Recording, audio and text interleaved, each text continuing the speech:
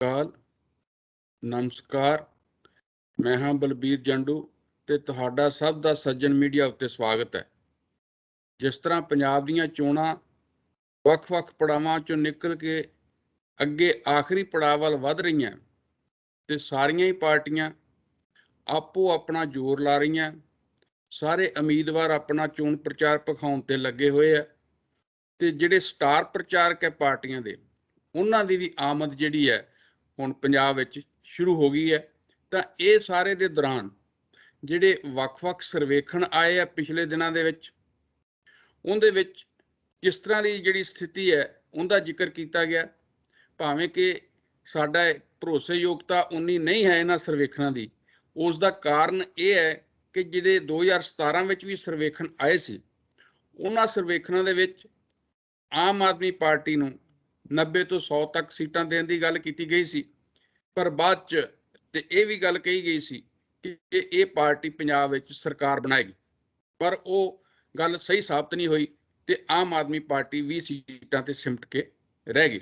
ਤਾਂ ਇਸ ਵਾਰ ਵੀ ਜਿਹੜੇ ਸਰਵੇਖਣ ਆ ਰਹੇ ਆ, ਉਹਨਾਂ ਸਰਵੇਖਣਾਂ ਦੇ ਵਿੱਚ ਵੱਖ-ਵੱਖ ਜਿਹੜੇ ਵੀ ਆਏ ਆ, ਉਹਨਾਂ ਨੇ ਆਮ ਆਦਮੀ ਪਾਰਟੀ ਨੂੰ ਜਾਂ ਤਾਂ ਇੱਕ ਵੱਡੀ ਪਾਰਟੀ ਦੇ ਤੌਰ ਤੇ ਉਭਾਰਿਆ, ਜਾਂ ਉਹਨੂੰ ਇੰਨੀਆਂ ਬਹੁਮਤ ਦਿੱਤਾ ਹੈ ਕਿ ਉਹ ਸਰਕਾਰ ਬਣਾ ਸਕਦੀ ਹੈ, ਤੇ ਜਾਂ ਕਿਸੇ ਨਾ ਕਿਸੇ ਤਰ੍ਹਾਂ ਇਸ ਤਰ੍ਹਾਂ ਦੇ ਸਰਵੇਖਣ ਵੀ ਹੈਗੇ ਆ ਜਿਹੜੇ ਇਹ ਕਹਿ ਰਹੇ ਆ ਕਿ ਪੰਜਾਬ ਵਿੱਚ ਹੰਗ ਅਸੈਂਬਲੀ ਆਏਗੀ। ਪਰ ਇਹ ਸਾਰੇ ਦੇ ਦੌਰਾਨ ਜੇ ਅਸੀਂ ਸਾਰੇ ਨੂੰ ਦੇਖੀਏ ਤਾਂ ਕੋਈ ਸਰਵੇਖਣ ਜਿਹੜੇ ਆਏ ਪਹਿਲਾਂ ਸ਼ੁਰੂ ਦੇ ਵਿੱਚ, ਜਦੋਂ ਸੰਯੁਕਤ ਸਮਾਜ ਮੋਰਚਾ ਨਹੀਂ ਸੀ ਬਣਿਆ, ਤਾਂ ਉਹ ਉਸ ਨੂੰ ਵਿੱਚ ਉਹਨਾਂ ਨੇ ਗਿਣਿਆ ਨਹੀਂ ਹੈ। ਤਾਂ ਉਹ ਉਹਨਾਂ ਸਰਵੇਖਣਾਂ ਦੇ ਜਿਹੜੇ ਸਮੀਕਰਨ ਉਹਨਾਂ ਸਰਵੇਖਣਾਂ ਵੱਲੋਂ ਪੇਸ਼ ਕੀਤੇ ਗਏ, ਉਹਨਾਂ ਨੂੰ ਵਿਗਾੜ ਵੀ ਸਕਦਾ। ਸੋ ਇਹ ਸਾਰੀ ਸਥਿਤੀ ਉੱਤੇ ਚਰਚਾ ਕਰਨ ਲਈ ਅੱਜ ਸਾਡੇ ਵਿਸ਼ੇਸ਼ ਮਹਿਮਾਨ ਨੇ, ਉੱਘੇ ਬੁੱਧੀਜੀਵੀ, ਉੱਘੇ ਚਿੰਤਕ ਅਤੇ ਪੰਜਾਬ ਦੀ ਰਾਜਨੀਤੀ ਨੂੰ ਇੱਕ ਵੱਖਰੇ ਦ੍ਰਿਸ਼ਟੀਕੋਣ ਤੋਂ ਦੇਖਣ ਵਾਲੇ ਸਤਨਾਮ ਚਾਨਾ ਜੀ। ਤਾਂ ਮੈਂ ਉਹਨਾਂ ਨੂੰ ਜੀ ਆਇਆਂ ਆਖਦਾ। ਚਾਨਾ ਜੀ, ਸਵਾਗਤ ਹੈ ਤੁਹਾਡਾ। ਸ਼ੁਕਰੀਆ ਜੀ ਜੰਡੂ ਸਾਹਿਬ, ਥੈਂਕ ਯੂ ਵੈਰੀ ਮਚ। ਤੇ ਚਾਨਾ ਜੀ, ਤੁਸੀਂ ਇਹ ਜਿਹੜੇ ਸਰਵੇਖਣ ਆਏ ਹੈ, ਔਰ ਜਿਸ ਤਰ੍ਹਾਂ ਹਰ ਸਰਵੇਖਣ ਦੇ ਵਿੱਚ ਆਮ ਆਦਮੀ ਪਾਰਟੀ ਨੂੰ ਅੱਗੇ ਦਿਖਾਇਆ ਗਿਆ, ਔਰ ਜਿਹੜੇ ਆਖਰ ਤੇ ਸਰਵੇਖਣ ਆਏ ਆ ਦੋ, ਉਹਨਾਂ ਦੀ ਕੁਝ ਜ਼ਿਆਦਾ ਹੀ ਚਰਚਾ ਹੈਗੀ ਹੈ। ਜਿਹੜਾ ਇੱਕ ਜੀ ਨਿਊਜ਼ ਵੱਲੋਂ ਕੀਤਾ ਗਿਆ, ਉਹਨਾਂ ਦਾ ਜਿਹੜੇ ਕੰਪਨੀ ਹੈਗੀ ਡਿਜ਼ਾਈਨਡ ਬਾਕਸਡ, ਉਹਨੇ ਤਾਂ ਪੰਜਾਬ ਵਿੱਚ ਹੰਗ ਅਸੈਂਬਲੀ ਦਿਖਾਈ ਹੈ ਕਿ ਬਣ ਰਹੀ ਹੈ, ਔਰ ਦੂਸਰਾ ਜਿਹੜਾ ਫਾਈਨਲ ਸਰਵੇ ਟਾਈਮਜ਼ ਨਾਓ ਦਾ ਆਇਆ, ਉਹਦੇ ਵਿੱਚ ਉਹਨਾਂ ਨੇ ਇਹ ਗੱਲ ਕਹੀ ਹੈ ਕਿ ਪੰਜਾਬ ਵਿੱਚ ਆਮ ਆਦਮੀ ਪਾਰਟੀ ਦੀ ਸਰਕਾਰ ਬਣੇਗੀ। ਤੁਸੀਂ ਇਹ ਸਾਰੇ ਨੂੰ ਕਿਸ ਤਰ੍ਹਾਂ ਦੇਖਦੇ ਹੋ? ਇੱਕ ਤਾਂ ਜੰਡੂ ਸਾਹਿਬ, ਪਿਛਲਾ ਸਾਰਾ ਜਿਹੜਾ ਤੁਸੀਂ ਜ਼ਿਕਰ ਕਰ ਵੀ ਚੁੱਕੇ ਹੋ, ਬਹੁਤ ਜ਼ਿਆਦਾ ਭਰੋਸੇਯੋਗਤਾ ਸਰਵੇਖਣਾਂ ਤੇ ਰਹੀ ਨਹੀਂ, ਕਿਉਂਕਿ ਆਮ ਤੌਰ ਤੇ ਇਹਦੇ ਵਿੱਚ ਜਦੋਂ ਸਰਵੇਖਣ ਕੀਤਾ ਜਾਂਦਾ ਹੈ, ਉਹ ਲੱਗਦਾ ਹੈ ਕਿ ਉਹਦੇ ਵਿੱਚ ਉਹਨਾਂ ਦੀ ਇੱਛਾ ਵੀ ਸ਼ਾਮਲ ਹੁੰਦੀ ਆ, ਤੇ ਉਹਦੇ ਵਿੱਚ ਇਹ ਵੀ ਹੁੰਦਾ ਕਿ ਉਹ ਕੀ ਚਾਹੁੰਦੇ ਨੇ ਤੇ ਉਹਨੂੰ ਉਸ ਤਰ੍ਹਾਂ ਪੇਸ਼ ਕਰਨ ਦੀ ਕੋਸ਼ਿਸ਼ ਕੀਤੀ ਜਾਂਦੀ ਹੈ। ਅਸੀਂ ਇਹ ਲਗਾਤਾਰ ਜਿਹੜੇ ਸਰਵੇ ਦੇਖ ਰਹੇ ਹਾਂ, ਉਹਦੇ ਵਿੱਚ ਪੰਜਾਬ ਦੇ ਪ੍ਰਤੀ ਜਿਹੜੀਆਂ ਇਹ ਏਜੰਸੀਆਂ ਜੋ ਉਹਨਾਂ ਦੇ ਮਨਾਂ 'ਚ ਹੈ ਕਿ ਇਸ ਤਰ੍ਹਾਂ ਦੀ ਸਰਕਾਰ ਬਣਨੀ ਚਾਹੀਦੀ ਆ, ਉਸ ਤਰ੍ਹਾਂ ਦਾ ਝਲਕਾਰਾ ਸਾਰਿਆਂ ਦੇ ਵਿੱਚੋਂ ਹੀ ਪੈਂਦਾ ਆ। ਔਰ ਹਾਲਾਤ ਇੰਨੇ ਕਨਫਿਊਜ਼ ਹੋਏ ਪਏ ਆ ਕਿ ਇਹ ਬਿਲਕੁਲ ਦੋ ਟੁਕ ਗੱਲ ਕਹਿਣੀ ਬਹੁਤ ਔਖੀ ਆ ਕਿ ਪੰਜਾਬ ਦੀ ਅਸੈਂਬਲੀ ਦੇ ਜੋ ਚੋਣਾਂ ਦੇ ਨਤੀਜੇ ਹੋਣਗੇ ਉਹ ਕਿਸ ਤਰ੍ਹਾਂ ਦੇ ਹੋਣਗੇ। ਇਹ ਸਰਵੇ ਤਕਰੀਬਨ ਇਸ ਤਰ੍ਹਾਂ ਦੇ ਹੈਗੇ ਨੇ ਜਿਹੜੇ ਲੇਟੈਸਟ ਵੀ ਆਏ ਨੇ, ਤੇ ਉਹ ਉਹਨਾਂ ਦੇ ਵਿੱਚੋਂ ਇੱਕ ਤਾਂ ਐਸਾ ਹੈ ਕਿ ਆਮ ਆਦਮੀ ਪਾਰਟੀ ਦੀ ਬੜੀ ਸਾਫ਼ ਸਰਕਾਰ ਬਣਾ ਰਿਹਾ, ਔਰ ਦੂਸਰੇ ਜਿਹੜੇ ਹੈਗੇ ਆ ਉਹ ਹੰਗ ਅਸੈਂਬਲੀ ਦਾ ਜਿਹੜਾ ਨਾ ਅੰਦਾਜ਼ਾ ਲਗਾ ਰਹੇ ਆ।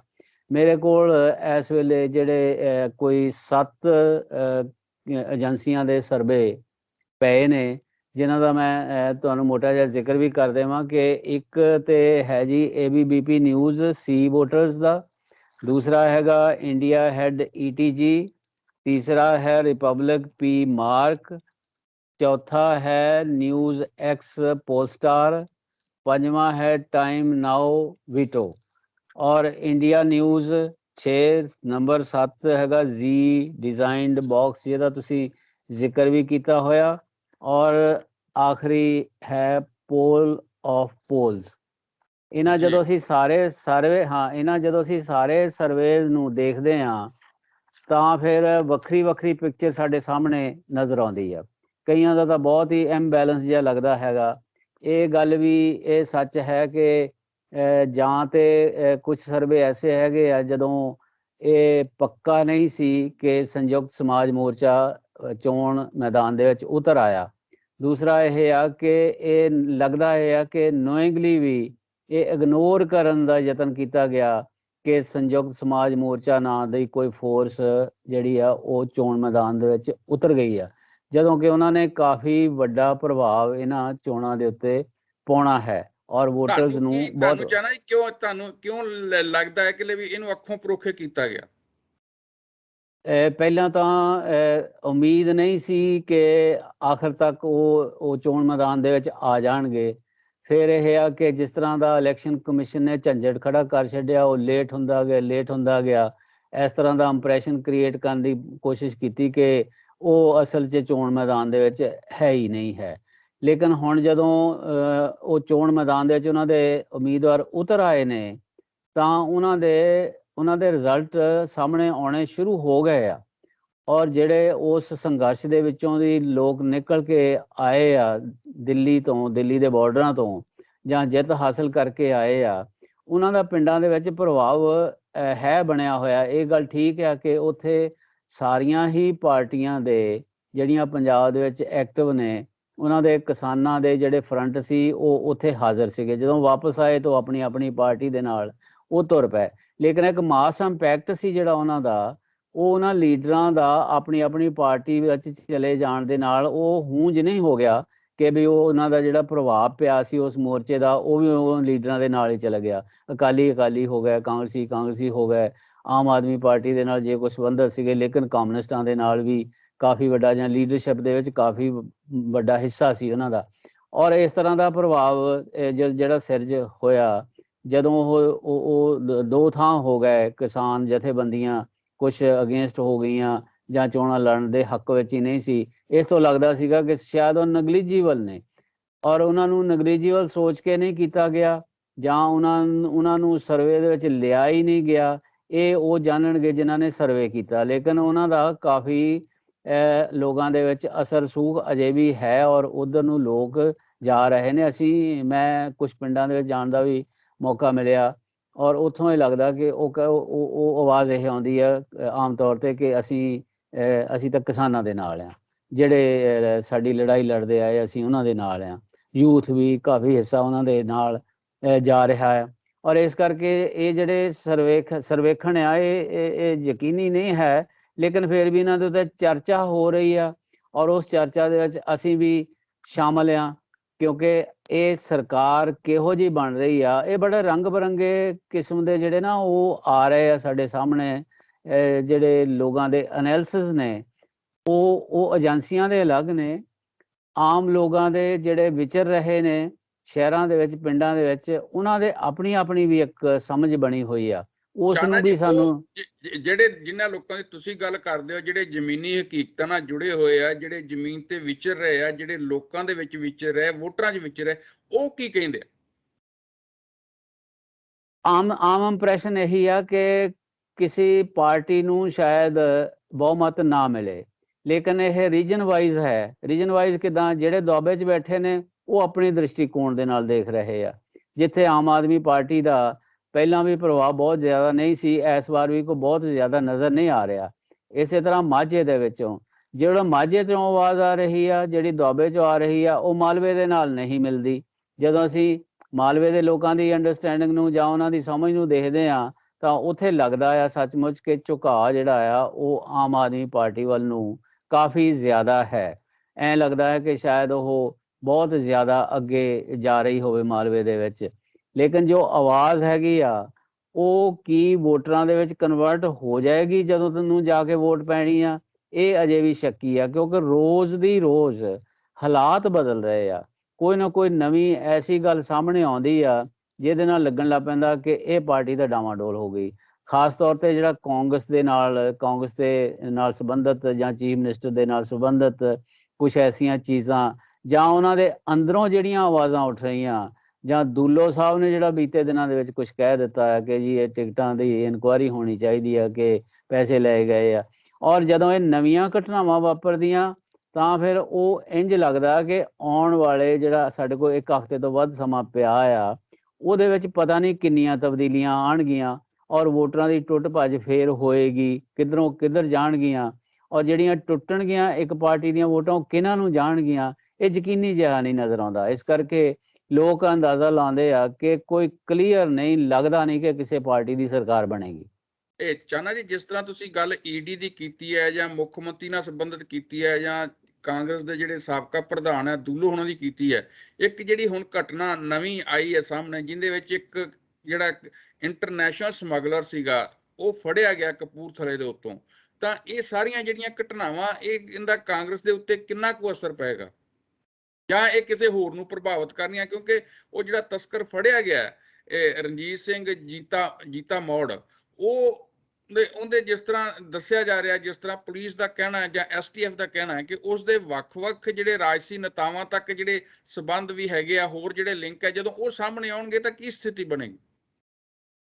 ਤੇ ਦੇਖੋ ਜੀ, ਜਿਹੜੀਆਂ ਟ੍ਰੈਡੀਸ਼ਨਲ ਪਾਰਟੀਆਂ ਜੰਡੂ ਸਾਹਿਬ, ਉਹਨਾਂ ਦੇ ਵਿੱਚੋਂ ਭਰੋਸਾ ਤਾਂ ਕਾਫੀ ਪਹਿਲਾਂ ਹੀ ਲੋਕਾਂ ਦਾ ਉੱਠਿਆ ਹੋਇਆ ਸੀ ਔਰ ਇਸੇ ਵਿੱਚੋਂ ਹੀ ਨਿਕਲਦਾ ਸੀਗਾ ਕਿ ਹੁਣ ਕੋਈ ਤੀਸਰੀ ਧਿਰ ਨੂੰ ਲੋਕ ਜਿਹੜਾ ਨਾ ਉਹ ਪਰਖਣਗੇ ਔਰ ਉਹਦੇ ਹੱਕ ਦੇ ਵਿੱਚ ਕੋਈ ਫਤਵਾ ਦੇਣਗੇ।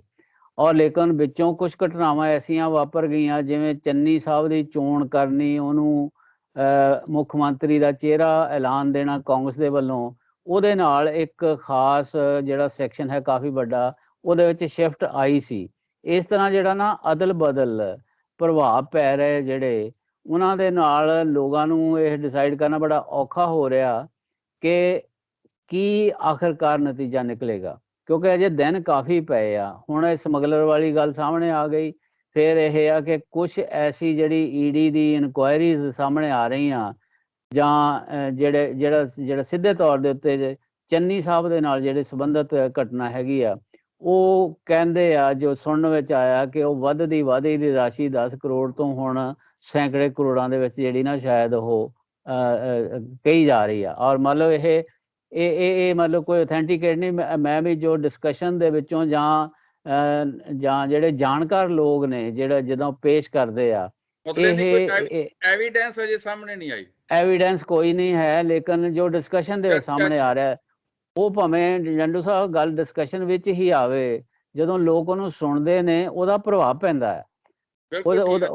ਹਾਂ, ਜਦੋਂ ਹੁਣ ਜੇ ਅਸੀਂ ਕੋਈ ਗੱਲ ਬੋਲਾਂਗੇ, ਜਿਹੜੇ ਸਾਡੇ ਵਿਊਅਰ ਨੇ, ਉਹ ਜ਼ਰੂਰ ਉਹਨਾਂ ਦੇ ਉੱਤੇ ਅਸਰ ਪਏਗਾ ਇਸ ਗੱਲ ਦਾ। ਇਸ ਕਰਕੇ ਕੁਝ ਚੈਨਲ ਐਸੇ ਜਿਨ੍ਹਾਂ ਦੇ ਵਿਊਅਰਸ਼ਿਪ ਵੀ ਬਹੁਤ ਹੈਗੀ ਆ, ਉਹਨਾਂ ਤੇ ਜਦੋਂ ਡਿਸਕਸ ਹੁੰਦੀ ਹੈ ਤਾਂ ਉਹਨਾਂ ਦਾ ਲੋਕਾਂ ਦੇ ਪ੍ਰਭਾਵ ਪੈਂਦਾ। ਲੋਕ ਐਵੀਡੈਂਸ ਥੋੜ੍ਹਾ ਮੰਗਦੇ ਨੇ, ਉਹ ਇੰਪ੍ਰੈਸ਼ਨ ਜੋ ਬਣ ਜਾਂਦਾ ਨਾ ਉਹਦੇ। ਸੋ ਇਸ ਕਰਕੇ ਮੈਂ ਇਹ ਕਹਿਣਾ ਆ ਕਿ ਜਿਹੜੇ ਅਜੇ ਸਾਡੇ ਕੋਲ ਕੁਝ ਦਿਨ ਪਏ ਆ, ਉਹਨਾਂ ਵਿੱਚ ਪਤਾ ਨਹੀਂ ਕਿਹੋ ਜਿਹੀ ਅਦਲ ਬਦਲ ਹੋਣ ਵਾਲੀ ਆ।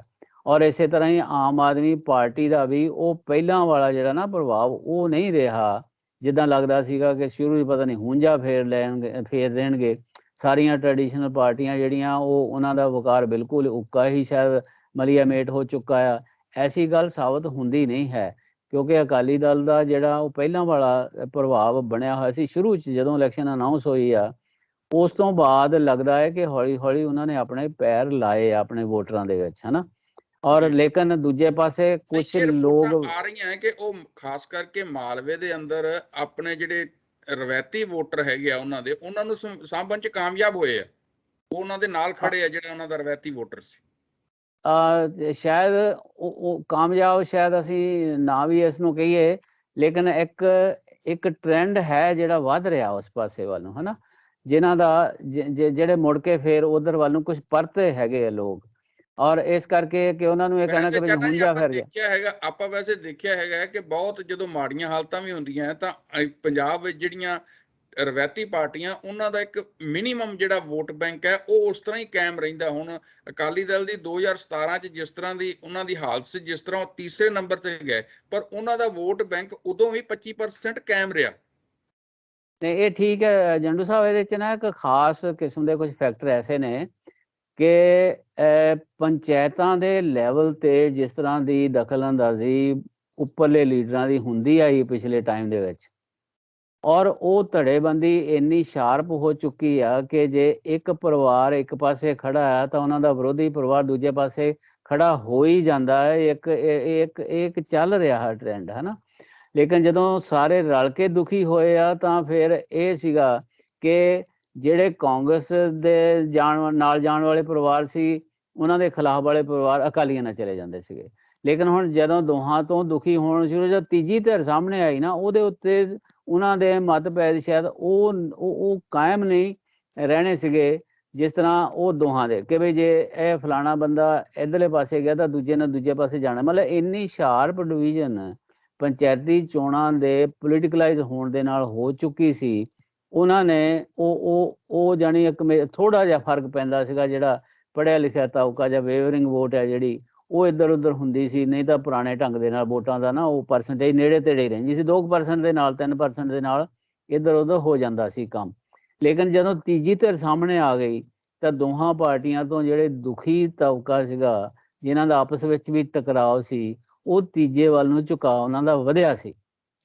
ਇਹ ਇੱਕ ਸੱਚਾਈ ਆ ਕਿ ਆਮ ਆਦਮੀ ਪਾਰਟੀ ਦੇ ਪੈਰ ਲੱਗਣ ਦੇ ਵਿੱਚ ਇਸ ਟੈਂਡੈਂਸੀ ਦਾ ਵੀ ਇੱਕ ਬੜਾ ਵੱਡਾ ਹਿੱਸਾ ਸੀ ਕਿ ਜਿਹੜੇ ਦੋਹਾਂ ਧੜਿਆਂ ਦੇ ਨਾਲ ਆਪਸ ਵਿੱਚ ਖਹਿੰਦੇ ਲੋਕ ਸੀਗੇ ਉਹ ਉਧਰ ਵੱਲ ਨੂੰ ਝੁਕ ਗਏ ਸੀ। ਤੀਸਰੀ ਧਿਰ ਨਾਲ ਜਾ ਜੁੜੇ, ਤੀਸਰੀ ਧਿਰ ਦੇ ਨਾਲ ਜਾ ਜੁੜੇ ਸੀ। ਔਰ ਤੀਸਰੀ ਧਿਰ ਦੇ ਵਿੱਚ ਜਿਹੜਾ ਹੁਣ ਅਸੀਂ ਨਵਾਂ ਫੈਕਟਰ ਦੇਖਦੇ ਹਾਂ ਸੰਯੁਕਤ ਸਮਾਜ ਮੋਰਚਾ ਦਾ, ਜਿਹੜੇ ਹੁਣ ਇਹ ਜਦੋਂ ਬਣ ਕੇ ਇੱਕ ਫੋਰਸ ਦੇ ਤੌਰ ਤੇ ਸਾਹਮਣੇ ਆ ਗਈ ਆ, ਉਹ ਅਲਟੀਮੇਟਲੀ ਕੀ ਨਤੀਜਾ ਨਿਕਲਦਾ ਇਹ ਦੱਸੇਗਾ। ਲੇਕਿਨ ਉਹੀ ਵੋਟਰ ਜਿਹੜਾ ਉਹ ਬਹੁਤ ਵੱਡਾ ਹਿੱਸਾ ਜਿਹੜਾ ਨਾ, ਉਹ ਜਦੋਂ ਰਿਜ਼ਲਟ ਆਇਆ ਉਦੋਂ ਪਤਾ ਲੱਗਣਾ ਕਿ ਉਹ ਸੰਯੁਕਤ ਸਮਾਜ ਮੋਰਚੇ ਵੱਲ ਨੂੰ ਵੀ ਗਿਆ ਸੀ, ਜਿਹਦਾ ਬਹੁਤ ਵੱਡਾ ਘਾਟਾ ਜਿਹੜਾ ਨਾ ਉਹ ਆਮ ਆਦਮੀ ਪਾਰਟੀ ਨੂੰ ਪੈਣਾ, ਜੋ ਮੈਨੂੰ ਸਮਝ ਆਉਂਦੀ ਹੈ ਨਾ। ਔਰ ਉਹ ਉਧਰ ਇਸ ਕਰਕੇ ਉਹਨੂੰ ਲੈਣਾ ਨਾ ਲਾਈਟਲੀ ਲੈਣਾ ਜਾਂ ਉਹਨੂੰ ਕੰਸੀਡਰ ਨਾ ਕਰਨਾ, ਇਹ ਸਾਰੇ ਇਹਨਾਂ ਦੇ ਜਿਹੜੇ ਅੰਕੜੇ ਸ਼ੰਕੜੇ ਜਿਹੜੇ ਨਾ ਇਹਨਾਂ ਨੂੰ ਬੜਾ ਅਪਸੈਟ ਕਰ ਸਕਦਾ ਇਹ ਟ੍ਰੈਂਡ ਹੈ ਜਿਹੜਾ। ਇਹ ਚਾਹਨਾ ਜਿਹੜੀਆਂ ਆਪਾਂ ਅਖੀਰਲੇ ਜਿਹੜੇ 2 ਸਰਵੇ ਆਏ ਆ ਉਹਨਾਂ ਨੂੰ ਜੇ ਆਪਾਂ ਲਈਏ ਆਪਣੀ ਸਾਰੀ ਸਥਿਤੀ 'ਚ, ਤਾਂ ਜਿਸ ਤਰ੍ਹਾਂ ਹੰਗ ਅਸੈਂਬਲੀ ਦੇ ਅਸਾਰ ਜ਼ਿਆਦਾ ਹੈ ਜਾਂ ਜਿਸ ਤਰ੍ਹਾਂ ਆਮ ਆਦਮੀ ਪਾਰਟੀ ਨੂੰ ਟਾਈਮਜ਼ ਨਾਓ ਨੇ ਅੱਗੇ ਦਿਖਾਇਆ ਉਸ ਪਾਸੇ ਨੂੰ ਗੱਲ ਜਾ ਰਹੀ ਹੈ? ਦੇਖੋ ਕੋਈ ਹੁਣ ਹੋਰ ਵਧਣਗੇ ਲੋਕ ਆਮ ਆਦਮੀ ਪਾਰਟੀ ਵੱਲ ਨੂੰ, ਉਹ ਨਹੀਂ ਨਜ਼ਰ ਆ ਰਿਹਾ ਕਿ ਵੀ ਹੋਰ ਵਾਧਾ ਹੋਏਗਾ ਹੈ ਨਾ। ਉਧਰੋਂ ਵੋਟਰਾਂ ਦਾ ਜਿਹੜੀ ਆ ਡਿਸਐਨਚਾਂਟਮੈਂਟ ਜਿਹਨੂੰ ਕਹਿੰਦੇ ਵੀ, ਜਿਹੜਾ ਉਹਨਾਂ ਦੀ ਇੱਕ ਖਿੱਚ ਸੀਗੀ ਉਹ ਢਿੱਲੀ ਪਈ ਆ ਸਗੋਂ ਹੈ ਨਾ, ਉਲਟੀ ਜੋ ਆਮ ਆਦਮੀ ਪਾਰਟੀ ਦੀ ਜਿਸ ਤਰ੍ਹਾਂ ਲੱਗਦਾ ਸੀ ਪਹਿਲਾਂ ਕਿ ਜੀ ਇਹ ਟ੍ਰੈਡੀਸ਼ਨਲ ਪਾਰਟੀਆਂ ਨੂੰ ਤਾਂ ਰੱਦ ਕਰ ਦਿੱਤਾ, ਇਸ ਕਰਕੇ ਤੀਜੀ ਉਹਨੇ ਹੂੰਝ ਕੇ ਹੀ ਲੈ ਜਾਣਾ, ਉਹ ਘਟਿਆ ਆ ਹੈ ਨਾ।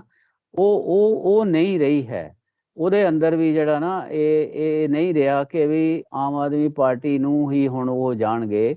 ਔਰ ਉਹਦੇ ਵਿੱਚੋਂ ਜਿਹੜਾ ਮੈਂ ਹੁਣੇ ਦੱਸਿਆ ਕਿ ਵੀ ਸੰਯੁਕਤ ਸਮਾਜ ਮੋਰਚਾ ਨੇ ਬਹੁਤ ਵੱਡਾ ਹਿੱਸਾ ਉਹ ਖਿੱਚ ਕੇ ਲੈ ਜਾਣਾ ਆ, ਜਿਹੜਾ ਅਸਲ ਦੇ ਵਿੱਚ ਇਹਨਾਂ ਤੋਂ ਦੁਖੀ ਹੋਇਆ ਸੀਗਾ। ਉਹ ਜੇ ਆਮ ਸੰਯੁਕਤ ਸਮਾਜ ਮੋਰਚਾ ਹੋਂਦ ਵਿੱਚ ਨਾ ਆਉਂਦਾ ਤਾਂ ਹੋ ਸਕਦਾ ਆਮ ਆਦਮੀ ਪਾਰਟੀ ਨੂੰ ਹੀ ਉਹ ਵੋਟਾਂ ਚਲੀਆਂ ਜਾਂਦੀਆਂ, ਹੁਣ ਨਹੀਂ ਹੀ ਉਹ ਜਾਣੀਆਂ। ਇਸ ਕਰਕੇ ਉਹ ਕਿੱਦਾਂ ਹਿੱਸਾ ਆ ਉਹ ਅਜੇ ਵੀ 6-7 ਦਿਨ ਪਏ ਆ ਜਿਹੜੇ ਨਾ, ਉਹਦੇ ਨਾਲ ਬੜਾ ਫਰਕ ਪੈਣਾ। ਜਿਹੜੇ ਲੋਕਾਂ ਦੇ ਵਿੱਚ ਰਹੇ, ਜਿਨ੍ਹਾਂ ਨੇ ਲੋਕਾਂ ਦੇ ਸੰਘਰਸ਼ ਲੜੇ ਹੋਏ ਨੇ, ਜਿਹੜੇ ਟੈਸਟਰ ਨੇ, ਉਹ ਸੰਯੁਕਤ ਸਮਾਜ ਮੋਰਚਾ ਦੇ ਵੱਲੋਂ ਜਿਹੜੇ ਖੜੇ ਆ ਨਾ, ਉਹਨਾਂ ਨੇ ਕਾਫੀ ਵੱਡੀ ਗਿਣਤੀ ਦੇ ਵਿੱਚ ਵੋਟਾਂ ਲੈ ਜਾਣੀਆਂ। ਔਰ ਇਸ ਕਰਕੇ ਇਹਨੂੰ ਇਹ ਸੰਯੁਕਤ ਸਮਾਜ ਮੋਰਚਾ ਕਿੰਨੀਆਂ ਜਿੱਤਦਾ ਆ ਕਿੰਨੀਆਂ ਨਹੀਂ ਜਿੱਤਦਾ, ਇਹ ਅੰਦਾਜ਼ਾ ਲਾਉਣਾ ਜਿਹੜਾ ਨਾ ਉਹ ਬੜਾ ਹਾਲ ਦੀ ਘੜੀ ਔਖਾ ਹੈਗਾ। ਲੇਕਿਨ ਕਿਸੇ ਨੂੰ ਹਰਾਉਣ 'ਚ ਤਾਂ ਰੋਲ ਅਦਾ ਕਰ ਹੀ ਸਕਦਾ। ਇਹ ਨਾ ਇਹ ਉਹੀ ਆ ਕਿ ਵੀ ਕਿਹਨੂੰ ਹਰਾਉਣ, ਇਹ ਅਸਲ 'ਚ ਸੈਂਟੈਂਸ ਜਿਹੜਾ ਨਾ ਬੜਾ ਖਰਾਬ ਜਿਹਾ ਲੱਗਦਾ ਕਿ ਕਿਸੇ ਨੂੰ ਹਰਾਉਣ ਦੇ ਲਈ ਉਹ ਖੜੇ ਆ। ਇਹ ਨਹੀਂ ਹੈ। ਅਸਲ ਦੇ ਵਿੱਚ ਜਿਹੜੀਆਂ ਵੋਟਾਂ ਲੈ ਕੇ ਜਾਣਗੇ ਉਹ ਅਸਲ 'ਚ ਕਿਹਨੂੰ ਚਲੀਆਂ ਜਾਣੀਆਂ ਸੀ, ਉਹ ਮੈਜੋਰਿਟੀ ਸ਼ਾਇਦ ਆਮ ਆਦਮੀ ਪਾਰਟੀ ਨੂੰ ਜਾਣੀਆਂ ਸੀਗੀਆਂ। ਸੋ ਇਸ ਕਰਕੇ ਦੂਸਰੀ ਗੱਲ ਇਹ ਕਿ ਸ਼ੇਖਾਵਤ ਦਾ ਜਿਹੜਾ ਬਿਆਨ ਹੈ ਨਾ ਉਹ ਬੜਾ ਧਿਆਨ ਖਿੱਚਣ ਵਾਲਾ ਜੰਡੂ ਸਾਹਿਬ।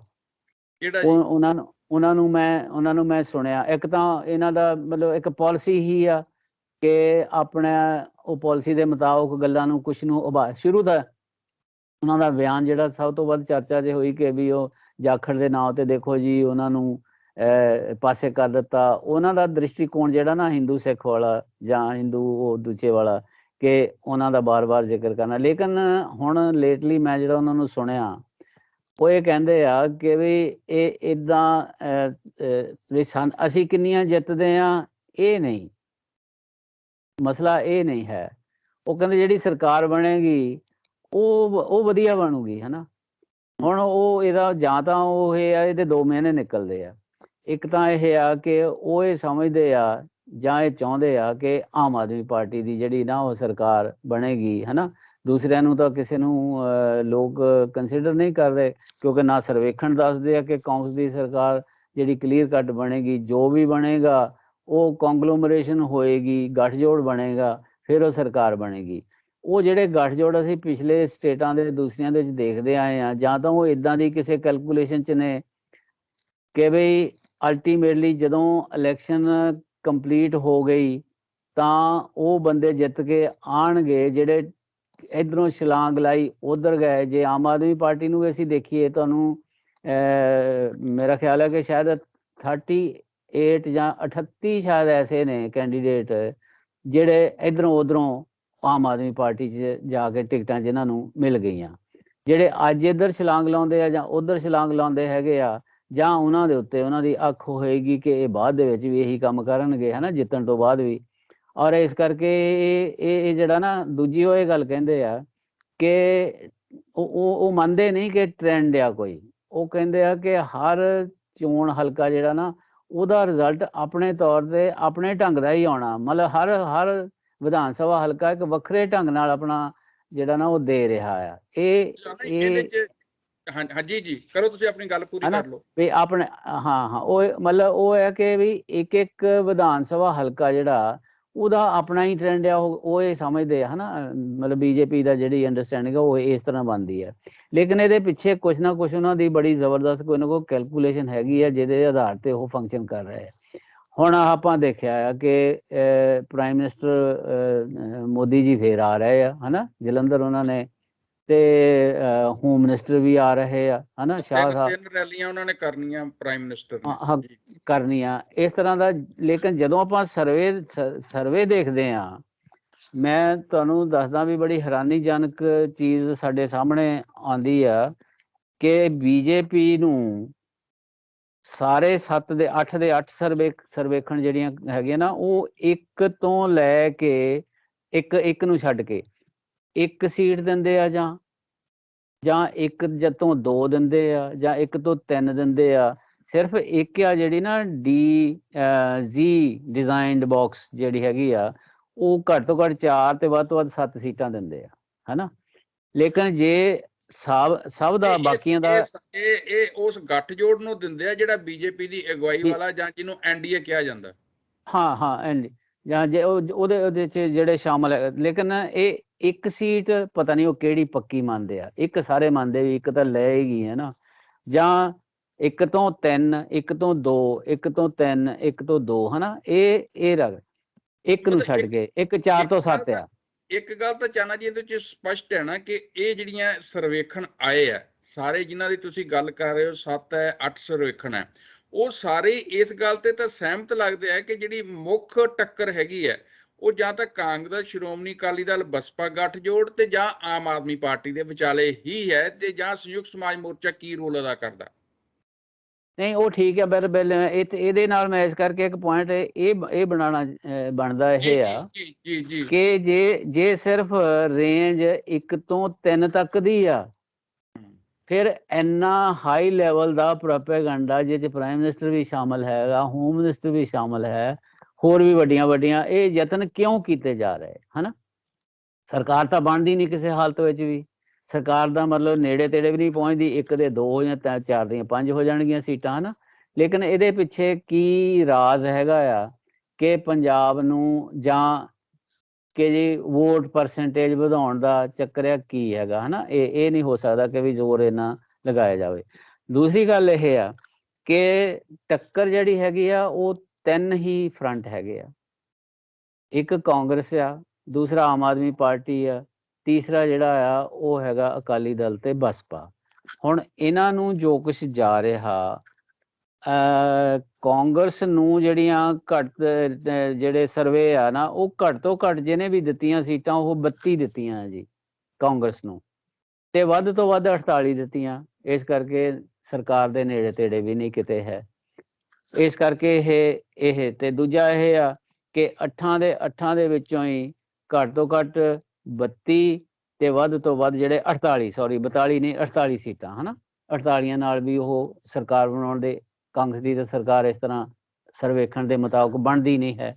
ਇਸੇ ਤਰ੍ਹਾਂ ਜਿਹੜੀ ਆਮ ਆਦਮੀ ਪਾਰਟੀ ਆ ਉਹਨੂੰ ਘੱਟ ਤੋਂ ਘੱਟ 36 ਸੀਟਾਂ ਮਿਲ ਰਹੀਆਂ ਨੇ, ਦੇ ਰਹੇ ਇੱਕ ਸਰਵੇ ਕੰਪਨੀ।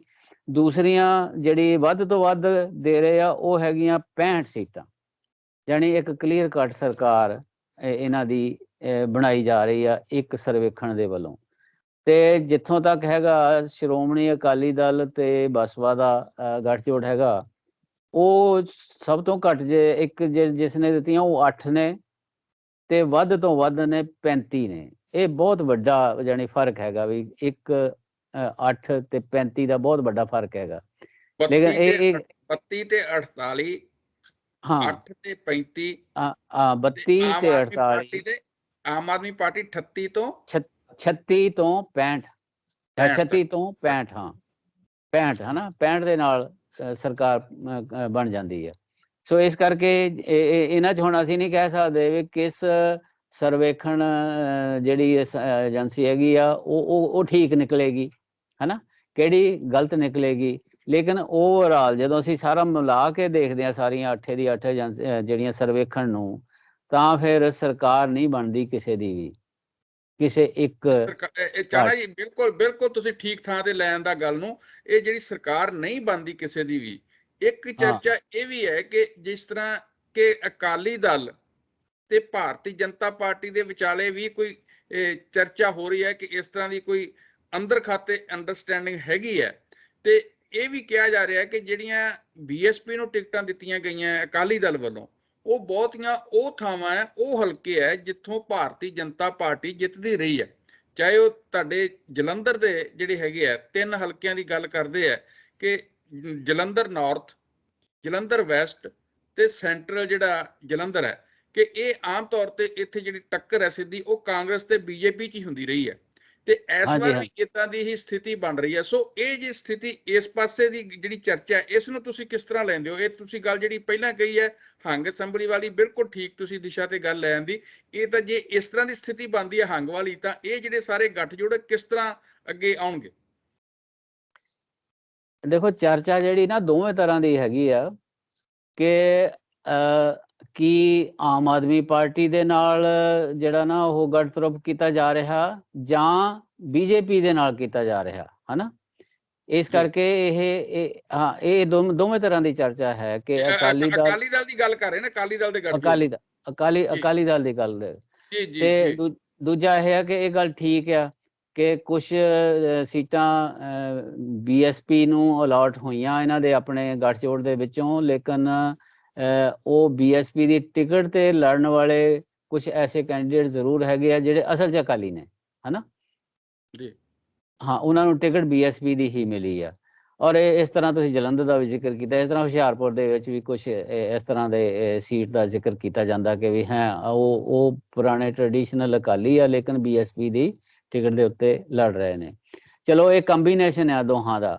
ਲੇਕਿਨ ਬੀਐਸਪੀ ਦਾ ਜਿੱਥੋਂ ਤੱਕ ਆਪਾਂ ਪਹਿਲੀ ਡਿਸਕਸ਼ਨ 'ਚ ਵੀ ਗੱਲਬਾਤ ਕੀਤੀ ਸੀ, ਜਦੋਂ ਚੰਨੀ ਸਾਹਿਬ ਆ ਗਏ ਫੇਸ ਦੇ ਤੌਰ ਤੇ ਆ ਗਏ ਜਾਂ ਮੁੱਖ ਮੰਤਰੀ ਵੀ ਬਣ ਗਏ ਸੀ, ਤਾਂ ਉਦੋਂ ਬਹੁਤ ਵੱਡਾ ਜਿਹੜਾ ਨਾ ਘਾਟਾ ਜਿਹੜਾ ਪਿਆ ਉਹ ਬੀਐਸਪੀ ਨੂੰ ਪਿਆ। ਔਰ ਇਹ ਸੈਕਸ਼ਨ ਜਿਹੜਾ ਨਾ ਇੱਕ ਵੱਡੇ ਪੈਮਾਨੇ ਦੇ ਉੱਤੇ ਉਹ ਚੰਨੀ ਦੀ ਵਜ੍ਹਾ ਕਰਕੇ ਨਾ ਕਾਂਗਰਸ ਵੱਲੋਂ ਸ਼ਿਫਟ ਕੀਤਾ ਸੀਗਾ। ਅਸੀਂ ਦੇਖਿਆ ਕਿ ਕੁਝ ਧਾਰਮਿਕ ਸੰਸਥਾਵਾਂ ਜਿਹੜੀਆਂ ਨਾ ਉਹਨਾਂ ਨੇ ਵੀ ਇਸ ਤਰ੍ਹਾਂ ਦਾ, ਜਿਹੜੇ ਟ੍ਰੈਡੀਸ਼ਨਲੀ ਬੀਐਸਪੀ ਨੂੰ ਸਪੋਰਟ ਕਰਨ ਵਾਲੇ ਵੀ ਸੀਗੇ, ਉਹਨਾਂ ਨੇ ਆਪਣਾ ਮਨ ਪੱਕਾ ਬਣਾ ਲਿਆ ਕਿ ਵੀ ਕਾਂਗਰਸ ਦੇ ਚੰਨੀ ਸਾਹਿਬ ਦੀ ਵਜ੍ਹਾ ਕਰਕੇ ਇਸ ਵਾਰ ਸਪੋਰਟ ਚੰਨੀ ਸਾਹਿਬ ਨੂੰ ਕੀਤਾ ਜਾਏ ਔਰ ਉਹਨਾਂ ਦੇ ਮੁੱਖ ਮੰਤਰੀ ਬਣਨ ਦੇ ਚਾਂਸ ਨੇ। ਸੋ ਬੀਐਸਪੀ ਨੂੰ ਇਸ ਤਰ੍ਹਾਂ ਵੀ ਘਾਟਾ ਜ਼ਰੂਰ ਪਿਆ ਹੈਗਾ ਇਸ ਫੈਕਟਰ ਦੀ ਵਜ੍ਹਾ ਕਰਕੇ।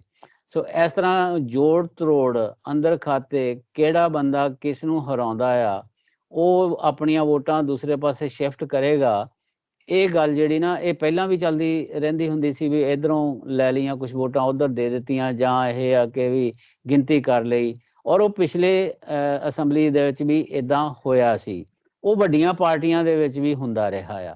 ਆਮ ਆਦਮੀ ਪਾਰਟੀ ਦਾ ਮੁਕਾਬਲਾ ਕਰਨ ਦੇ ਲਈ, ਆਮ ਆਦਮੀ ਪਾਰਟੀ ਨੂੰ ਹਰਾਉਣ ਦੇ ਲਈ ਕਾਂਗਰਸ ਤੇ ਅਕਾਲੀ ਦਲ ਦੇ ਵਿੱਚ ਵੀ ਇਹ ਚਰਚਾ ਪਿਛਲੀ ਇਲੈਕਸ਼ਨ 'ਚ ਵੀ ਹੋਈ ਸੀ ਵੀ ਇਹਨਾਂ ਨੇ ਵੀ ਕੁਝ ਆਪਸ ਵਿੱਚ ਹੀ ਕੁਝ ਲੈਣ ਦੇਣ ਕੀਤਾ ਹੈ, ਔਰ ਇਹ ਇਸ ਵਾਰ ਵੀ ਹੋਏਗਾ। ਇਹ ਹਰ ਇਲੈਕਸ਼ਨ 'ਚ ਹੀ ਹੋਏਗਾ। ਇੱਕ ਚਾਹਨਾ ਟ੍ਰੈਂਡ ਇੱਕ ਇਹ ਵੀ ਨਾਲ ਗੱਲ ਆਉਂਦੀ ਹੈ ਕਿ ਜਿਸ ਤਰ੍ਹਾਂ ਕੇਜਰੀਵਾਲ ਹੋਣਾ ਨੇ ਵੱਖ-ਵੱਖ ਮੁੱਦਿਆਂ ਦੇ ਉੱਤੇ, ਚਾਹੇ ਉਹ ਖੇਤੀ ਕਾਨੂੰਨ ਹੈ, ਚਾਹੇ ਪਾਣੀਆਂ ਦਾ ਮਾਮਲਾ ਹੈ, ਚਾਹੇ ਕਸ਼ਮੀਰ ਦਾ ਮੁੱਦਾ ਜਿਹੜਾ ਫੈਡਰਲਿਜ਼ਮ ਨਾਲ ਜੁੜਿਆ ਹੋਇਆ, ਉਹਦੇ ਤੇ ਜਿਸ ਤਰ੍ਹਾਂ ਦੇ ਉਹਨਾਂ ਨੇ ਸਟੈਂਡ ਲਏ ਆ ਜਾਂ ਜਿਸ ਤਰ੍ਹਾਂ ਦੇ ਪੱਖ ਉਹਨਾਂ ਨੇ ਪੂਰਿਆ ਹੈਗਾ, ਉਹਦਾ ਵੀ ਇੱਕ ਅਸਰ ਦੇਖਣ ਨੂੰ ਮਿਲ ਰਿਹਾ ਪੰਜਾਬ ਦੇ ਵਿੱਚ।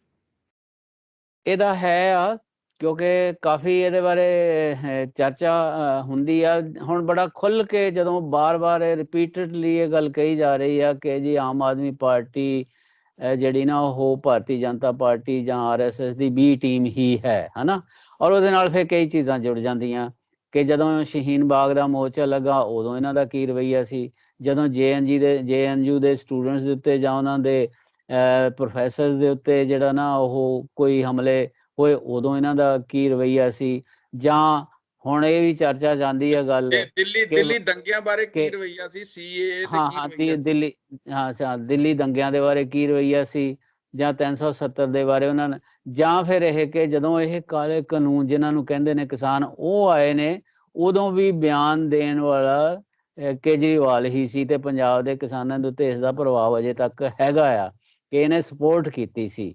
ਇਹ ਤੋਂ ਇਲਾਵਾ ਜਿਹੜੇ ਉੱਥੇ ਬੈਠੇ ਹੋਏ ਸੀ ਨਾ ਟਿਕਰੀ ਬਾਰਡਰ ਤੇ ਜਾਂ ਸਿੰਘੂ ਬਾਰਡਰ ਦੇ ਉੱਤੇ, ਉਹਨਾਂ ਨੂੰ ਜਿਹੜੀਆਂ ਸਹੂਲਤਾਂ ਦੀ ਉਮੀਦ ਸੀ ਇਸ ਵਜ੍ਹਾ ਕਰਕੇ ਕਿ ਆਮ ਆਦਮੀ ਪਾਰਟੀ ਦੀ ਹਮਾਇਤ ਐਨਆਰਆਈਜ਼ ਨੇ ਬਹੁਤ ਖੁੱਲ੍ਹ ਕੇ ਔਰ ਪੈਸੇ ਦਾ ਇੰਨਾ ਵਹਾਅ ਕੀਤਾ ਸੀਗਾ, ਉਹਨਾਂ ਨੂੰ ਉਮੀਦ ਸੀ ਕਿ ਕੇਜਰੀਵਾਲ ਦੀ ਪਾਰਟੀ ਜਿਹੜੀ ਨਾ ਕਿਸਾਨਾਂ ਦੇ ਨਾਲ ਡਟ ਕੇ ਖੜੀ ਹੋਏਗੀ। ਇਹ ਉਮੀਦ ਉਹਨਾਂ ਦੀ ਪੂਰੀ ਨਹੀਂ ਹੋਈ, ਉੱਥੇ ਗਿਆ ਦੀ ਉਹਨਾਂ ਦੀ ਉਮੀਦ ਦੇ ਅਨੁਸਾਰ ਨਹੀਂ ਵਾਪਰਿਆ। ਇਸ ਗੱਲ ਦਾ ਵੀ ਪ੍ਰਭਾਵ ਹੈਗਾ ਆ। ਜਿਹੜੇ ਉੱਥੇ ਰਹੇ ਆ, ਜਿਨ੍ਹਾਂ ਨੇ ਉੱਥੇ ਰਾਤਾਂ ਝਾਗੀਆਂ, ਮੀਂਹ ਹਨੇਰੀ ਧੁੱਪ ਸਹਾਰੀ ਆ, ਉਹਨਾਂ ਦੇ ਉੱਤੇ ਇਸ ਗੱਲ ਦਾ ਵੀ ਅਸਰ ਹੈਗਾ। ਹੁਣ ਉਹ ਇਲੈਕਸ਼ਨ ਦੇ ਮੈਦਾਨ ਦੇ ਵਿੱਚ ਵੀ ਨੇ। ਸੋ ਇਸ ਕਰਕੇ ਇੱਕ ਤੇ ਇਹ ਫੈਕਟਰ ਵੀ ਹੈ ਕਿ ਇਹ ਕੰਮ ਕਰ ਰਿਹਾ ਆ, ਪੰਜਾਬ ਦੀਆਂ ਇਲੈਕਸ਼ਨਾਂ 'ਚ ਜ਼ਰੂਰ ਕਰ ਰਿਹਾ। ਤੀਸਰੀ ਵੱਡੀ ਗੱਲ ਜਿਹੜੀ ਨਾ ਜੰਡੂ ਸਾਹਿਬ ਉਹ ਇਹ ਆ ਕਿ ਇਸ ਗੱਲ ਦੀ ਚਰਚਾ ਜਿਹੜੀ ਨਾ ਹੁਣ ਆਮ ਹੋਣ ਲੱਗੀ ਆ ਕਿ ਪੰਜਾਬ ਦੀ ਸ਼ਾਇਦ ਰੀਜਨਲ ਪਾਰਟੀ ਕੋਈ ਰਹੀ ਨਹੀਂ, ਔਰ ਜਿਹੜੀ ਪੰਜਾਬ ਦੇ ਹਿੱਤਾਂ ਤੇ ਹੀ ਸਿਰਫ ਪਹਿਰਾ ਦੇਣ ਵਾਲੀ ਹੋਵੇ। ਜੇ ਕੋਈ ਨਵੀਂ ਪਾਰਟੀ ਜਾਂ ਜਿਹੜਾ ਉਹ ਉਸ ਤਰ੍ਹਾਂ ਦਾ ਪੰਜਾਬ ਦਾ ਜਿਹੜਾ ਨਾ ਇੱਕ ਸੰਘਰਸ਼ ਚੱਲਦਾ ਹੁੰਦਾ ਸੀਗਾ, ਆਪਣੇ ਤੌਰ ਤੇ ਚੱਲਦਾ ਹੁੰਦਾ ਸੀਗਾ, ਉਹ ਜਿਹੜਾ ਨਾ ਇੱਕ ਨੈਸ਼ਨਲ ਜਿਹੜਾ ਨਾ ਪ੍ਰਵਚਨ ਹੈਗਾ ਆ ਉਹਦੇ ਵਿੱਚ ਕਨਵਰਟ ਹੋ ਗਿਆ ਲੱਗਦਾ, ਹਨਾ। ਔਰ ਇਸ ਕਰਕੇ ਜਿਹੜਾ ਪਹਿਲਾਂ ਅਕਾਲੀ ਦਲ ਨੂੰ ਇਹ ਹੁੰਦਾ ਸੀਗਾ ਕਿ ਰੀਜਨਲ ਪਾਰਟੀ ਹੈ, ਔਰ ਉਸ ਤੋਂ ਬਾਅਦ ਫਿਰ ਉਹ ਖਿਸਕਦੇ ਪਹਿਲਾਂ ਤਾਂ ਆਪਣੇ ਜਿਹੜੇ ਪਹਿਲੇ ਏਜੰਡੇ ਤੋਂ ਜਿਹੜਾ ਨਾ ਉਹ ਥੋੜਾ ਜਿਹਾ ਪਿੱਛੇ ਹਟੇ। ਔਰ ਫਿਰ ਹੁਣ ਜਦੋਂ ਦੇਖਦੇ ਹਾਂ ਜੇ ਆਮ ਆਦਮੀ ਪਾਰਟੀ ਵੀ ਪੰਜਾਬ ਦੇ ਵਿੱਚ ਜੇ ਤਕੜੀ ਵੀ ਹੋਵੇ ਤਾਂ ਉਹਦੀ ਵੀ ਵਾਗਡੋਰ ਜਿਹੜੀ ਨਾ ਉਹ ਪੰਜਾਬ ਦੀ ਜਾਣੀ ਜਿਹਨੂੰ ਅਸੀਂ ਰੀਜਨਲ ਪਾਰਟੀ ਕਹਿ ਰਹੀਏ ਨਾ, ਉਹ ਪੰਜਾਬ ਦੇ ਕੋਈ ਰੀਜਨਲ ਪਾਰਟੀ ਦੀ ਕੋਈ ਹੋਂਦ ਨਜ਼ਰ ਨਹੀਂ ਆ ਰਹੀ। ਜਿਹੜਾ ਸਾਰੀ ਕਮਾਂਡ ਆ ਉਹ ਦਿੱਲੀ ਤੋਂ ਹੀ ਆਉਂਦੀ ਆ, ਚਾਹੇ ਹੁਣ ਜੀ ਕਰੋ ਤੁਸੀਂ ਗੱਲ ਪੂਰੀ ਕਰੋ। ਹਾਂ ਉਹ ਆਉਂਦੀ ਆ, ਲੇਕਿਨ ਇੱਕ ਇਹ ਭਾਵਨਾ ਵੀ ਜਿਹੜੀ ਨਾ ਇੱਕ ਸੁਲਗ ਰਹੀ ਆ ਕਿ ਆਖਿਰਕਾਰ ਪੰਜਾਬ ਦੇ ਹਿੱਤਾਂ ਨੂੰ ਕੌਣ ਸੇਫ ਕਰੇਗਾ, ਕੌਣ ਉਹਦੀ ਰਾਖੀ ਕਰੇਗਾ, ਹਨਾ। ਔਰ ਉਸ ਤਰ੍ਹਾਂ ਦਾ ਟ੍ਰੈਂਡ ਜਿਹੜਾ ਨਾ, ਲੇਕਿਨ ਇਹ ਕਿਉਂਕਿ ਫੌਰੀ ਇਲੈਕਸ਼ਨ ਤੁਰੰਤ ਆ ਰਹੀ ਆ ਔਰ ਉਹਦੇ ਉੱਤੇ ਕਿੰਨਾ ਕੁ ਅਸਰ ਪੈਂਦਾ ਇਹਦਾ ਅੰਦਾਜ਼ਾ ਲਾਉਣਾ ਅਜੇ ਬਹੁਤਾ ਮਤਲਬ ਸੰਭਵ ਨਹੀਂ ਹੈ ਕਿ ਵੀ ਠੀਕ ਅੰਦਾਜ਼ਾ ਲਾਇਆ ਜਾ ਸਕੇ। ਚਾਹਨਾ ਜੀ ਆਪਣਾ ਸ਼ੋਅ ਦਾ ਸਮਾਂ ਵੀ ਸਮਾਪਤ ਹੋ ਰਿਹਾ ਤੇ ਮੇਰਾ ਆਖਰੀ ਸਵਾਲ ਹੈ ਤੁਹਾਨੂੰ ਕਿ ਜਿਸ ਤਰ੍ਹਾਂ ਤੁਸੀਂ ਦੱਸ ਰਹੇ ਹੋ, ਜਿਸ ਤਰ੍ਹਾਂ ਸਾਰੀ ਤੁਹਾਡੀ ਆਬਜ਼ਰਵੇਸ਼ਨ ਹੈ, ਤੁਸੀਂ ਸਾਰੇ ਜਿਹੜੇ ਸਰਵੇਖਣ ਹੈ ਉਹਨਾਂ ਨੂੰ ਚੰਗੀ ਤਰ੍ਹਾਂ ਵਾਚਿਆ ਔਰ ਜਿਹੜੇ ਲੋਕ ਜ਼ਮੀਨੀ ਹਕੀਕਤਾਂ ਨਾਲ ਜੁੜੇ ਹੋਏ ਉਹਨਾਂ ਨਾਲ ਵੀ ਤੁਹਾਡੀ ਗੱਲਬਾਤ ਹੋਈ ਹੈ। ਤੇ ਜੇ ਹੰਗ ਅਸੈਂਬਲੀ ਆਉਂਦੀ ਹੈ, ਜਿਹਨੂੰ ਤ੍ਰਿਸ਼ੰਕੂ ਅਸੈਂਬਲੀ ਵੀ ਆਪਾਂ ਕਹਿ ਸਕਦੇ ਹਾਂ, ਤ੍ਰਿਸ਼ੰਕੂ ਵਿਧਾਨ ਸਭਾ, ਤਾਂ ਉਸ ਸੂਰਤ 'ਚ ਇਹ ਕੋਈ ਗੱਠਜੋੜ ਬਣ ਕੇ ਸਰਕਾਰ ਬਣ ਜਾਏਗੀ ਜਾਂ ਇੱਥੇ ਰਾਸ਼ਟਰਪਤੀ ਰਾਜ ਲੱਗਣ ਵੱਲ ਵੀ ਗੱਲ ਜਾ ਸਕਦੀ ਹੈ? ਦੇਖੋ ਜੰਡੂ ਸਾਹਿਬ, ਜੇ ਇਲੈਕਸ਼ਨ ਨਾ ਬਹੁਤ ਇੱਕ ਮਹਿੰਗਾ ਪ੍ਰੋਸੈਸ ਹੈਗਾ, ਪਹਿਲੀ ਤਾਂ ਗੱਲ ਇਹ। ਦੂਜਾ ਹੈ ਕਿ ਲੋਕ ਇਸ ਕਰਕੇ ਜਿਹੜਾ ਚੋਣ ਮੈਦਾਨ ਦੇ ਵਿੱਚ ਕੁੱਦਦੇ ਆ ਕਿ ਉਹ ਸਰਕਾਰ ਬਣਾਉਣ ਜਾ ਰਹੇ ਹੁੰਦੇ ਆ। ਜੇ ਸਰਕਾਰ ਨਹੀਂ ਬਣਦੀ ਤਾਂ ਇਹ ਪੰਜਾਬ ਦੇ ਲੋਕਾਂ ਦੇ ਉੱਤੇ ਬੜਾ ਵੱਡਾ ਬੋਝ ਵੀ ਹੋਏਗਾ ਤੇ ਬੜਾ ਵੱਡਾ ਧੱਕਾ ਵੀ ਹੋਏਗਾ। ਲੇਕਿਨ ਇਹ ਆ ਕਿ ਜੇ ਹੰਗ ਅਸੈਂਬਲੀ ਵਰਗਾ ਕੋਈ ਇਦਾਂ ਦਾ ਆਉਂਦਾ, ਕੋਈ ਸਮਝ ਨਹੀਂ ਆ ਰਹੀ ਕਿ ਬਈ ਇਹਨਾਂ ਚੋਂ ਕਿਹੜੀ ਪਾਰਟੀ ਕਿਹਦੇ ਨਾਲ ਰਲੇਗੀ ਤੇ ਕੌਣ ਇਹਨਾਂ ਦੇ ਜਿਹੜਾ ਨਾ ਉਹ ਆਪਸ ਵਿੱਚ ਕਿੱਦਾਂ ਲੈਣ ਦੇਣ ਕਰਨਗੇ, ਸਪੋਰਟ ਕਰਨਗੇ, ਬਾਹਰੋਂ ਕਰਨਗੇ, ਅੰਦਰ ਜਾਣਗੇ। ਲੇਕਿਨ ਹੋਇਆ ਇਹ ਆ ਕਿ ਜਿਨ੍ਹਾਂ ਬਾਰੇ ਕੁਝ ਘਟਨਾਵਾਂ ਐਸੀਆਂ ਵਾਪਰੀਆਂ ਜਿਨ੍ਹਾਂ ਦੀ ਕੋਈ ਉਮੀਦ ਹੀ ਨਹੀਂ ਸੀ। ਫਾਰ ਐਗਜ਼ਾਮਪਲ ਇਸੇ ਸਵਾਲ ਨਾਲ ਹੀ ਮੇਰਾ ਇੱਕ ਸਵਾਲ ਹੋਰ ਵੀ ਲੈ ਲਿਓ, ਕਿਉਂਕਿ ਆਖਰੀ ਸਵਾਲ ਆਪਣਾ, ਕਿ ਅੱਗੇ ਜੇ ਅਸੀਂ ਪਿਛਲੇ ਇਤਿਹਾਸ ਤੇ ਨਜ਼ਰ ਮਾਰਦੇ ਹਾਂ ਤਾਂ ਪੰਜਾਬ ਦੇ ਵੋਟਰਾਂ ਨੇ, ਪੰਜਾਬ ਦੇ ਲੋਕਾਂ ਨੇ ਸਪਸ਼ਟ ਫਤਵੇ ਦਿੱਤੇ ਆ, ਕਦੀ ਇਦਾਂ ਦਾ ਲੰਗੜਾ ਫਤਵਾ ਆਇਆ ਨਹੀਂ ਹੈ। ਵੈਸੇ ਮੈਂ ਉਹੀ ਇਹ ਗੱਲ ਕਰਦਾ ਕਿ ਬਈ ਇਹਨਾਂ ਦੇ ਉਸ ਪੋਲੀਟੀਕਲ ਸੁਭਾਅ ਕਹਿ ਲਈਏ ਜਾਂ ਟੈਕਟਿਕਸ ਕਹਿ ਲਈਏ, ਉਹਦੇ 'ਚ ਸ਼ਾਮਲ ਨਹੀਂ ਹੈ ਕਿ ਚਲੋ ਗੱਠਜੋੜ ਕਰ ਲੈਂਦੇ ਆ। ਹੁਣ ਗੱਠਜੋੜ ਜਦੋਂ ਕਰਨ ਦੀ ਨੌਬਤ ਆਈ ਨਾ, ਤਾਂ ਉਦੋਂ ਸਮਝ ਲੱਗਣੀ ਵੀ ਕੀ ਕਾਂਗਰਸ ਤੇ ਅਕਾਲੀ ਇਹ ਦੇਖਦੇ ਹਾਂ ਕਿ ਵੀ ਲੋਕਾਂ ਦੇ ਨਾਲ ਬੜੀ ਬੇਇਨਸਾਫੀ ਹੋ ਜਾਏਗੀ, ਸਰਕਾਰ ਬਣਾਉਣ ਦੇ ਲਈ ਜਿਹੜਾ ਨਾ ਉਹ ਸਾਥ ਦੇ ਦੇਣਗੇ ਦੂਜੇ ਦਾ। ਕੀ ਬੀਜੇਪੀ ਜੇ ਉਹਦੀਆਂ 1 ਜਾਂ 2-3 ਸੀਟਾਂ ਹੀ ਆਉਂਦੀਆਂ ਤਾਂ ਫਿਰ ਕੀ ਉਹਦੇ ਸਹਾਰੇ ਕੋਈ ਸਰਕਾਰ ਬਣ ਜਾਏਗੀ, ਜਾਂ ਉਹ ਬਣਾਏਗੀ ਜਾਂ ਆਮ ਆਦਮੀ ਪਾਰਟੀ। ਸੋ ਇਸ ਕਰਕੇ ਇਹ ਤਾਂ ਸੰਭਵ ਨਹੀਂ ਹੈ ਕਿ ਰਾਸ਼ਟਰਪਤੀ ਰਾਜ ਲਾਗੂ। ਮੈਨੂੰ ਨਹੀਂ ਇਹ ਨਜ਼ਰ ਆਉਂਦਾ ਕਿ ਵੀ ਜੇ ਥੋੜੇ ਜਿਹੇ ਫਰਕ ਦੇ ਨਾਲ ਕੋਈ ਸਰਕਾਰ ਰਹਿ ਜਾਂਦੀ ਆ ਤਾਂ ਉਹ ਰਾਸ਼ਟਰਪਤੀ ਰਾਜ ਲਾਗੂ ਹੋ ਜਾਏਗਾ।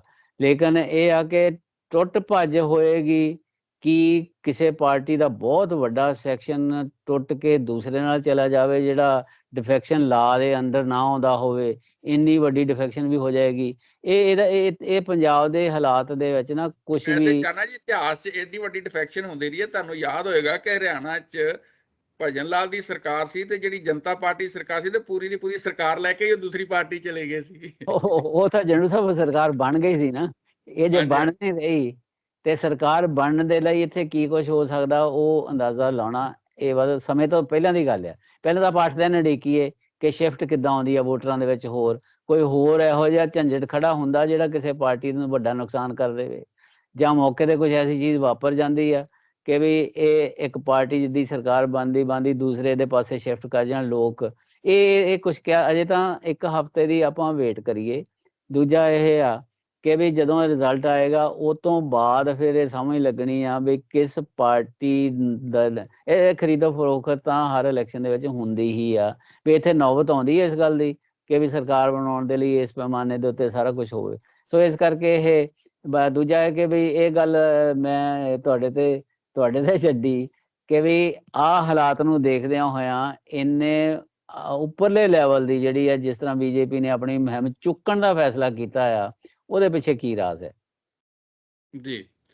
ਤੇ ਚਾਨਾ ਜੀ, ਇਹ ਤਾਂ ਹੁਣ ਆਪਾਂ ਨੂੰ ਸਮਾਂ ਦੱਸੇਗਾ ਕੀ ਰਾਜ ਹੈ, ਕਿਉਂਕਿ ਜੇ ਅਸੀਂ ਬਾਕੀ ਜਿਹੜੇ ਸੂਬਿਆਂ ਦੇ ਵਿੱਚ ਜਿਸ ਤਰ੍ਹਾਂ ਸਰਕਾਰਾਂ ਬਣਾਉਂਦੀ ਰਹੀ ਹੈ ਬੀਜੇਪੀ, ਚਾਹੇ ਉਹ ਕਰਨਾਟਕ ਹੈ, ਚਾਹੇ ਉਹ ਗੋਆ ਹੈ, ਚਾਹੇ ਉਹ ਮੱਧ ਪ੍ਰਦੇਸ਼ ਹੈ, ਜੇ ਉਸ ਨੂੰ ਦੇਖਦੇ ਆ ਤੇ ਕੋਈ ਨਵੀਂ ਖੇਡ ਹੋਣ ਦੀ ਸੰਭਾਵਨਾ ਤੋਂ ਇਨਕਾਰ ਨਹੀਂ ਕੀਤਾ ਜਾ ਸਕਦਾ ਪੰਜਾਬ 'ਚ। ਨਹੀਂ ਫਿਰ ਇਹ ਇੱਕ ਤਾਂ ਸਪਸ਼ਟ ਹੀ ਹੈ ਨਾ ਜੰਡੂ ਸਾਹਿਬ ਕਿ ਉਹ ਕਿਸੇ ਦੀ ਸਰਕਾਰ ਬਣਾਉਣ 'ਚ ਹੀ ਹੈਲਪ ਕਰ ਸਕਦੇ, ਆਪਣੀ ਤਾਂ ਫਿਰ ਬਣਦੀ ਨਜ਼ਰ ਨਹੀਂ ਆਉਂਦੀ। ਨਹੀਂ, ਉਹ ਤਾਂ ਇਹ ਬਿਲਕੁਲ ਠੀਕ ਕਹਿ ਰਹੇ ਤੁਸੀਂ। ਪਰ ਜਿਸ ਤਰ੍ਹਾਂ ਦਾ ਐਸਕੀ ਉਹ ਤਿਆਰੀ ਨਾਲ ਆਏ ਆ, ਜਿੰਨਾ ਵੱਡਾ ਉਹਨਾਂ ਨੇ ਲਾਮ ਲਸ਼ਕਰ ਕੇਂਦਰੀ ਮੰਤਰੀ ਇੰਨੇ ਲਾਏ ਹੈਗੇ ਆ, ਕੋਈ ਨਾ ਕੋਈ ਤਾਂ ਚਾਨਾ ਜੀ ਏਜੰਡਾ ਉਹਨਾਂ ਦੇ ਮਾਈਂਡ 'ਚ ਹੋਏਗਾ ਜਿਸ ਨੂੰ ਲੈ ਕੇ ਉਹ ਇੱਥੇ ਇਸ ਢੰਗ ਨਾਲ ਵੱਧ ਰਹੇ ਆ। ਔਰ ਕੈਪਟਨ ਅਮਰਿੰਦਰ ਸਿੰਘ ਉਹਨਾਂ ਨਾਲ ਜੁੜਿਆ, ਸੁਖਦੇਵ ਸਿੰਘ ਢੀਂਡਸਾ ਹੋਣਾ ਵਾਲਾ ਜਿਹੜਾ ਦਲ ਹੈ ਉਹਨਾਂ ਨਾਲ ਜੁੜਿਆ। ਇਹ ਤਾਂ ਹੁਣ ਸਮਾਂ ਦੱਸੇਗਾ, ਜਦੋਂ ਖਾਸ ਕਰਕੇ 20 ਫਰਵਰੀ ਨੂੰ ਵੋਟਾਂ ਪੈਣਗੀਆਂ ਤੇ 10 ਮਾਰਚ ਨੂੰ ਰਿਜ਼ਲਟ ਆਉਣਗੇ, ਉਦੋਂ ਕੀ ਵਾਪਰਦਾ ਹੈ ਇਹ ਤਾਂ ਸਾਰੀ ਸਥਿਤੀ ਉਦੋਂ ਹੀ ਸਪਸ਼ਟ ਹੋਏਗੀ। ਇਹਦੇ ਬਾਰੇ ਅਸੀਂ ਕੁਝ ਨਹੀਂ ਕਹਿ ਸਕਦੇ, ਕਿਉਂਕਿ ਉਹ ਤਾਂ ਅਜੇ ਉਹਨਾਂ ਦੇ ਮਾਈਂਡ 'ਚ ਕੀ ਹੈ, ਉਹ ਜਦੋਂ ਇਨ ਐਕਸ਼ਨ ਆਏਗਾ ਸਾਰਾ ਕੁਝ, ਤਾਂ ਫਿਰ ਅਸੀਂ ਉਹਦੇ ਤੇ ਕੋਈ ਟਿੱਪਣੀ ਕਰ ਸਕਦੇ ਹਾਂ, ਉਸ ਬਾਰੇ ਕੁਝ ਕਹਿ ਸਕਦੇ ਹਾਂ। ਪਰ ਹਾਲ ਦੀ ਘੜੀ ਜੋ ਕੁਝ ਪਹਿਲਾਂ ਵਾਪਰਦਾ ਰਿਹਾ ਉਸ ਨੂੰ ਹੀ ਅਸੀਂ ਧਿਆਨ 'ਚ ਰੱਖ ਕੇ ਇੰਨੀ ਕੁ ਸੰਭਾਵਨਾ ਜਿਹੜੀ ਹੈ ਉਹਦੀ ਗੱਲ ਕਰ ਸਕਦੇ ਹਾਂ। ਤੇ ਚਾਨਾ ਜੀ, ਆਪਣੇ ਸ਼ੋਅ ਦਾ ਹੁਣ ਜੇ ਤੁਸੀਂ ਕੋਈ ਗੱਲ ਕਹਿਣੀ ਹੈ ਤੇ, ਨਹੀਂ ਤੇ ਆਪਾਂ ਸ਼ੋਅ ਦਾ ਸਮਾਂ ਸਮਾਪਤ ਹੋ ਰਿਹਾ। ਨਹੀਂ, ਬਸ ਇੱਕੋ ਹੀ ਕਹਿਣੀ ਕਿ ਵੀ ਮੈਨੂੰ ਨਹੀਂ ਲੱਗਦਾ ਕਿ ਕੈਪਟਨ ਅਮਰਿੰਦਰ ਸਿੰਘ ਜਾਂ ਢੀਂਡਸਾ ਸਾਹਿਬ ਉਹਨਾਂ ਦੀ ਕੋਈ ਹੈਲਪ ਕਰ ਸਕਣ ਦੇ ਕਾਬਲ ਹੈਗੇ ਆ। ਇਹ ਕੋਈ ਉਹਨਾਂ ਦੀ ਆਪਣੀ ਹੀ ਕਲਾ ਵਰਤ ਜਾਵੇ ਤਾਂ ਮੈਨੂੰ ਨਹੀਂ ਪਤਾ, ਇਹ ਤੁਸੀਂ ਜਾਣਦੇ ਹੋਵੋਗੇ ਜਾਂ ਇਹ ਪੰਜਾਬ ਦੇ ਵੋਟਰ ਜਾਣਦੇ ਆ। ਜੀ, ਤਾਂ ਇੱਥੇ ਹੀ ਸਾਡੇ ਸ਼ੋਅ ਦਾ ਸਮਾਂ ਸਮਾਪਤ ਹੁੰਦਾ। ਅਸੀਂ ਆਪਣੇ ਜਿਹੜੇ ਦਰਸ਼ਕ ਸਾਡੇ ਨਾਲ ਜੁੜੇ, ਸਾਡੇ ਦੋਸਤ ਜੁੜੇ, ਜਿਨ੍ਹਾਂ ਸਾਡਾ ਪ੍ਰੋਗਰਾਮ ਦੇਖਿਆ, ਉਹਨਾਂ ਦੇ ਬਹੁਤ ਬਹੁਤ ਧੰਨਵਾਦੀ ਹਾਂ। ਔਰ ਅਸੀਂ ਆਸ ਕਰਦੇ ਹਾਂ ਕਿ ਜੇ ਸਾਡੇ ਦੋਸਤਾਂ ਨੂੰ, ਦਰਸ਼ਕਾਂ ਨੂੰ ਸਾਡਾ ਪ੍ਰੋਗਰਾਮ ਪਸੰਦ ਆਇਆ ਹੋਵੇ ਤਾਂ ਉਹ ਇਸ ਨੂੰ ਲਾਈਕ ਵੀ ਜ਼ਰੂਰ ਕਰਨ, ਆਪਣੇ ਦੋਸਤਾਂ ਮਿੱਤਰਾਂ ਨਾਲ ਸ਼ੇਅਰ ਵੀ ਕਰਨ ਤੇ ਸਾਡੇ ਚੈਨਲ ਨੂੰ ਸਬਸਕ੍ਰਾਈਬ ਵੀ ਜ਼ਰੂਰ ਕਰਨ। ਤੁਹਾਡਾ ਬਹੁਤ ਬਹੁਤ ਧੰਨਵਾਦ। ਚਾਨਾ ਜੀ, ਤੁਹਾਡਾ ਵੀ ਜੁੜਨ ਨਾਲ ਲਈ ਬਹੁਤ ਬਹੁਤ ਧੰਨਵਾਦ ਕਿ ਤੁਸੀਂ ਸੱਜਣ ਮੀਡੀਆ ਤੇ ਆ ਕੇ ਸਾਡੇ ਦਰਸ਼ਕਾਂ ਨੂੰ ਬੜੇ ਵਿਸਥਾਰ ਦੇ ਨਾਲ ਕਿ ਚੋਣ ਸਰਵੇਖਣ ਕੀ ਕਹਿੰਦੇ ਆ ਔਰ ਚੋਣ ਸਰਵੇਖਣਾਂ ਦਾ ਚੋਣ ਵਿਸ਼ਲੇਸ਼ਣ ਤੁਸੀਂ ਜਿਹੜਾ ਕੀਤਾ ਹੈ ਉਹ ਬਹੁਤ ਹੀ ਜਿਹੜਾ ਭਾਵਪੂਰਤ ਹੈਗਾ। ਔਰ ਬਾਕੀ ਤਾਂ ਹੁਣ ਵੋਟਰਾਂ ਦੇ ਹੱਥ 'ਚ ਫੈਸਲਾ ਹੈ, ਵੋਟਰ ਕੀ ਫੈਸਲਾ ਸੁਣਾਉਂਦੇ ਆ ਤਾਂ ਉਹ ਉਹਦੇ ਤੇ ਨਿਰਭਰ ਹੋਏਗਾ। ਇਸ ਕਰਕੇ ਸਾਨੂੰ 20 ਫਰਵਰੀ ਔਰ 10 ਮਾਰਚ ਤੱਕ ਇੰਤਜ਼ਾਰ ਜਿਹੜਾ ਉਹ ਕਰਨਾ ਪਏਗਾ। ਤੇ ਚਾਨਾ ਜੀ, ਤੁਹਾਡਾ ਬਹੁਤ ਬਹੁਤ ਧੰਨਵਾਦ। Thank you very much Jandu ਸਾਹਿਬ, ਸ਼ੁਕਰੀਆ।